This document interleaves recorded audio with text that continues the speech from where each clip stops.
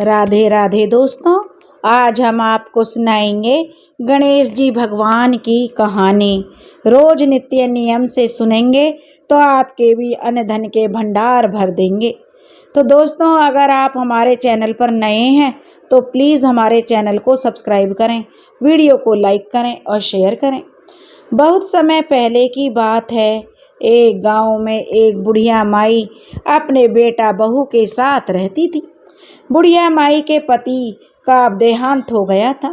बुढ़िया माई के पति उस गांव के गणेश मंदिर की पूजा करते थे, मंदिर की देखभाल करते थे और जो भी मंदिर पर चढ़ावा आता, फल फूल आते थे, उनसे वह अपने परिवार की गुजर बसर करते थे। अब उनके देहांत के बाद बुढ़िया माई उस मंदिर की पूजा करने लगी थी। मंदिर की साफ सफाई करती, फूल लाकर चढ़ाती और सारे काम मंदिर के करती थी। और मंदिर के जब पुजारी जी आते तो वह उस मंदिर की पूजा करते और जो चढ़ावा आता उसमें से कुछ जो उस बुढ़िया माई को दे देते थे, जिसे बुढ़िया माई घर ले आती थी और उससे अपने घर का गुजारा करती थी। ऐसे ही धीरे धीरे समय बीत रहा था। बुढ़िया माई गणेश जी की परम भक्त थी, हमेशा गणेश जी की पूजा किया करती थी। धीरे धीरे गणेश जी की अब जो कृपा बुढ़िया माई के ऊपर होने लगी। अब जो बुढ़िया माई का जो बेटा था उसका अच्छा काम धंधा चल निकला और उसके घर में अब किसी चीज़ की कोई कमी नहीं थी। लेकिन बुढ़िया माई का अपना नियम था, रोज़ सुबह मंदिर जाना, मंदिर की साफ सफाई करना, पूजा पाठ करना और मंदिर में फूलों की माला बनाना, मंदिर के सारे काम किया करती थी। बुढ़िया माई बहुत ही धार्मिक विचारों की थी, कभी किसी का भी बुरा नहीं सोचती थी, सबसे मिलकर रहती थी, बड़ी ही दयालु थी, हर किसी की मदद के लिए तैयार रहती थी और जो मंदिर से फल और मिठाइयाँ लेकर आती थी उन्हें लाकर अपनी बहू को दे देती थी।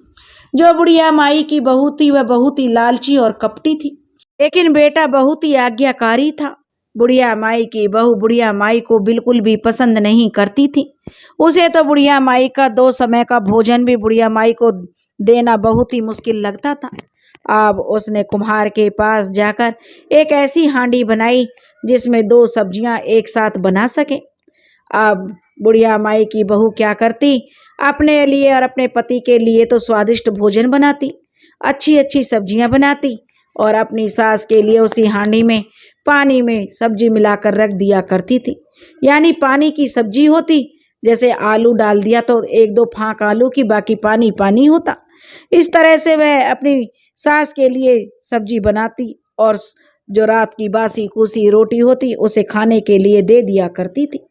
बेचारी बुढ़िया माई जब मंदिर से आती, खाना खाने के लिए बैठती, उस खाने को देखती तो अपनी बहू से कहती कि बहू ये कैसा खाना है। तब बुढ़िया माई की जो बहू थी वह अपनी सास को लड़ने लगती और कहती जैसा खाना हम खाते हैं वैसा ही तुम्हें देते हैं और कहाँ से लेकर आए, और हमेशा गरीबी का रोना रोती रहती थी। उधर उसके पति का काम बहुत अच्छा चल रहा था, लेकिन उसने कभी भी अपने पति को भनक तक नहीं लगने दी कि वह अपनी सास को कैसा खाना देती है। बेचारी बुढ़िया माई भी जो घर में जो कलह ना हो इसलिए अपना आधा पेट खाकर ही चुप रह जाती थी कि सुख शांति से उसके बेटे बहू रहें, घर में सुख शांति बनी रहे। अब बुढ़िया माई की बहू अपने पति को भी बुढ़िया माई के खिलाफ करने की कोशिश करती थी, लेकिन उसका बेटा उसके बारे में कुछ सुनता नहीं था और यह बहू अच्छी तरह से जानती थी, इसलिए उसकी दाल अपने पति पर नहीं गलती थी। इसलिए बुढ़िया माई को ही टोकती रहती थी, लड़ाई झगड़े करती रहती थी। बुढ़िया माई बड़ी ही जो धार्मिक विचारों वाली थी, बेचारी सारा दिन मंदिर में ही व्यतीत करती थी, खाना खाने के लिए ही घर आती थी और खाना भी उसे ऐसा मिलता जिससे वह चुप रह जाया करती। अब जो बुढ़िया माई के बेटे का काम अच्छा चल रहा था, बुढ़िया माई के बेटे का नाम घनश्याम था और घनश्याम शाम को काफ़ी रुपए पैसे लेकर आता था और अपनी पत्नी को दे दिया करता था और अपनी माँ से भी हालचाल पूछ लिया करता था। लेकिन उसकी माँ कभी भी अपने बेटे को बहू के बर्ताव के बारे में नहीं बताती थी कि उसकी बहू उसके साथ कैसा व्यवहार करती है। माँ अपने बेटे को आशीर्वाद देती रहती थी और कहती थी जुग जुग जिए मेरा लाल, और दूधो नहाओ पूतो फलो, तरह तरह के अपने बेटे को आशीर्वाद देती, क्योंकि उसका बेटा बिल्कुल अपनी माँ की हर तकलीफ पूछता था।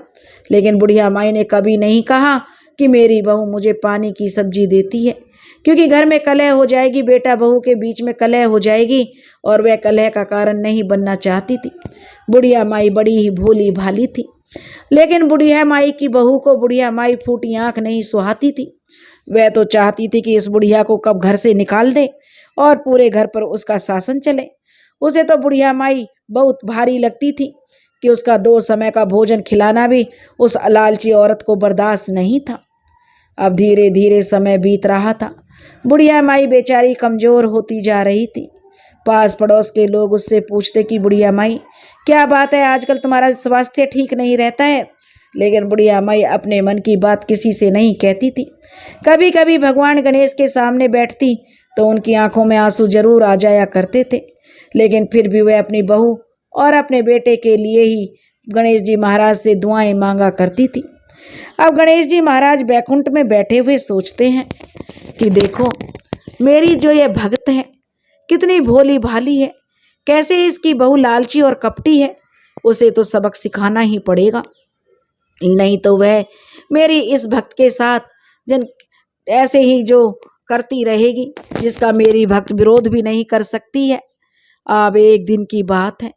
अब बुढ़िया माई जब मंदिर गई, पूजा पाठ करके लौट रही थी, उसी समय भगवान गणेश एक बूढ़े ब्राह्मण का रूप धारण करके उस बुढ़िया माई के घर आ गए और उस बुढ़िया माई की बहू से भिक्षा देने के लिए कहने लगे। अब जो बुढ़िया माई की बहू थी वह तो बहुत ही लालची थी, वह किसी को कुछ देना नहीं चाहती थी।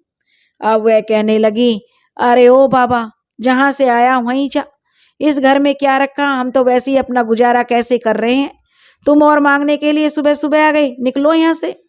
अब वह उस बाबा को भगाने लगी। अब बाबा जैसे ही वापस मुड़े, तभी बुढ़िया माई कहने लगी, अरे बाबा, आप तो साधु संत हैं, आप कैसे हमारे द्वार से लौट रहे हो। लीजिए, मैं मंदिर से कुछ फल और मिठाइयाँ लाई हूँ, आप इनका भोग लगा लीजिए।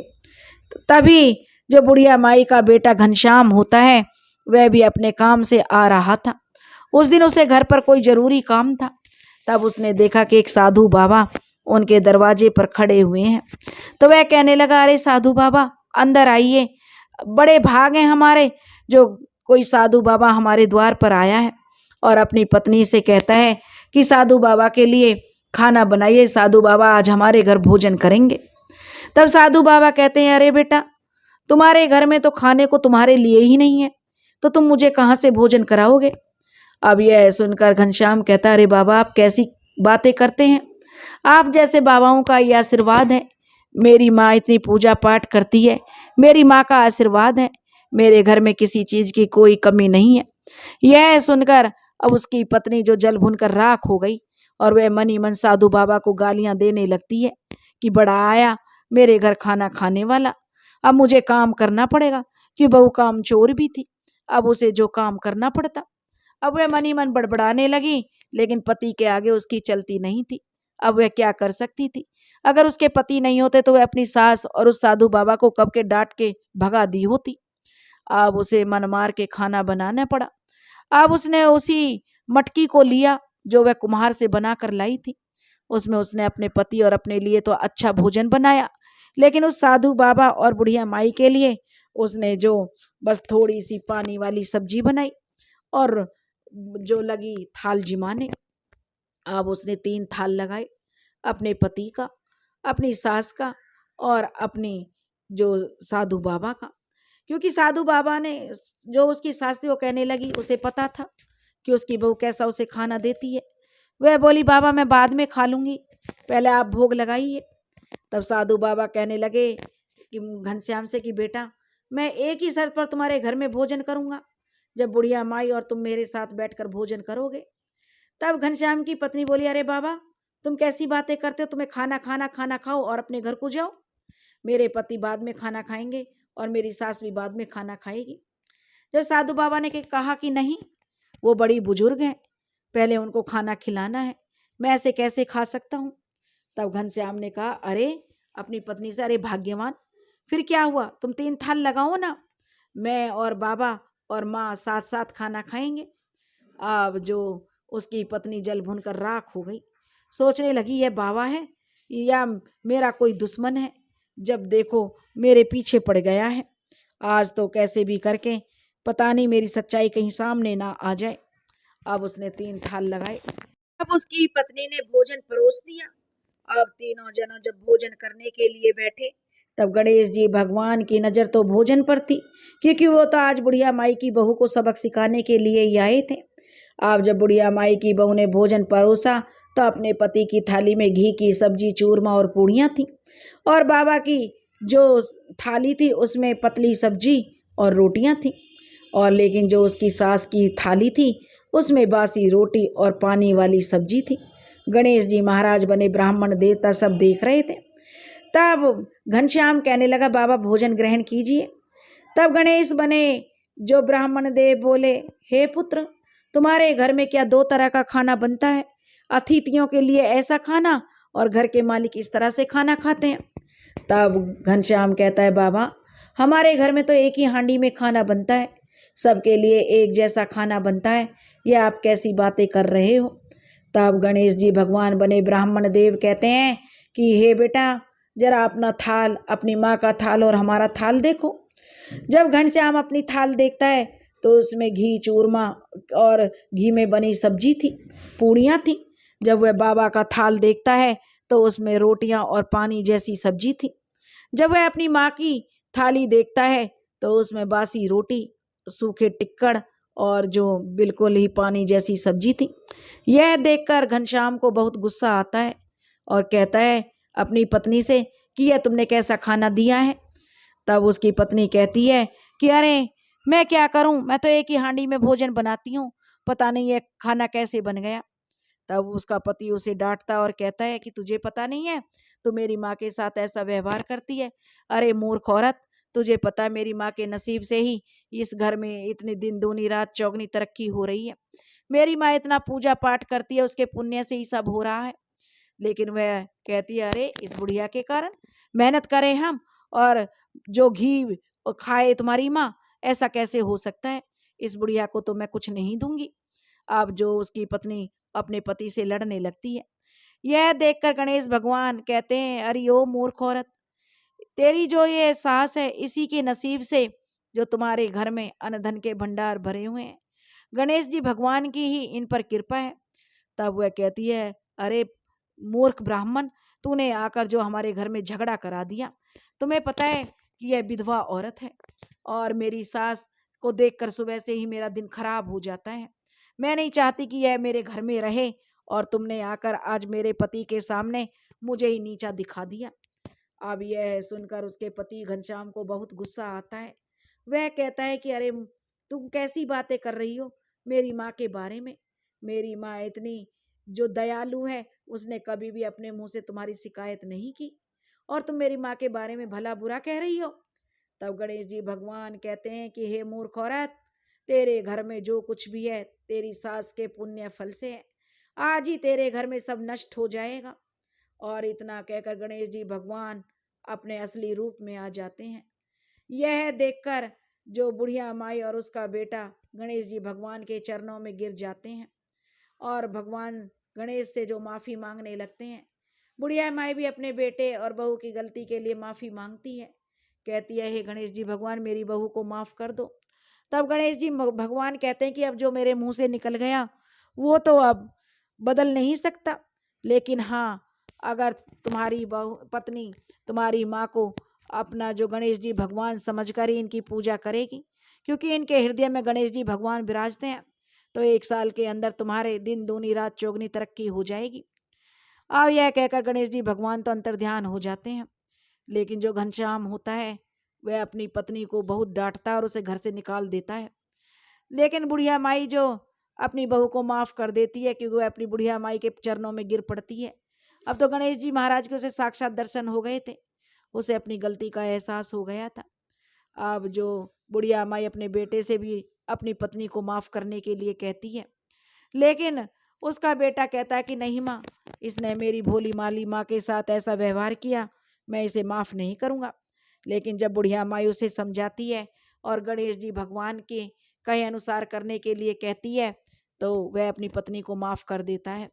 अब गणेश जी भगवान की कृपा से उस बहू का सारा घर का जो अन्न धन सब नष्ट हो गया था। अब उनके घर में खाने के लिए अन्न का एक दाना भी नहीं रहा था। यह देखकर बहू को अपनी गलती का एहसास हो गया। अब वह अपनी सास के चरणों में गिर पड़ती है और कहती है, माँ जी मुझसे बहुत बड़ी गलती हो गई। हम तो तुम्हारे ही नसीब का खा रहे थे, तुम्हारे ही पुण्य का खा रहे थे, लेकिन मेरे अंदर घमंड आ गया था कि जो कुछ भी है मेरे पति की कमाई का है। मैं भूल गई थी कि मेरा पति तुम्हारा बेटा भी है। मैं भूल गई थी कि आपके पुण्य का ही फल हमें मिल रहा है। अब तो बुढ़िया माई की बहू सुबह 4 बजे उठती, बुढ़िया माई के लिए चाय बनाती, नहाने के लिए गर्म पानी करती, उन्हें नहलाती, उनकी कमर मलती, उनके कपड़े धोती। बुढ़िया माई मंदिर चली जाती तो इतने खाना बना कर रखती। जैसा भी बुढ़िया माई मंदिर से फल और मिठाइयाँ लाती उसी से वो अपना गुजारा कर लेते। सबसे पहले बुढ़िया माई का थाल लगाती, रात को सोने से पहले बुढ़िया माई के चरण दबाती। बुढ़िया माई की बड़ी दिल जान से वह सेवा करने लगी।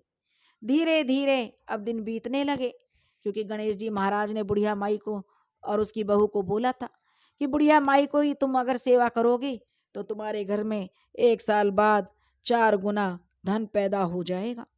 अब बुढ़िया माई की बहू अपनी सास की खूब सेवा करती और 1 साल के बाद उसके घर में फिर से धन धान्य हो गया, हर तरह से बरकत होने लगी।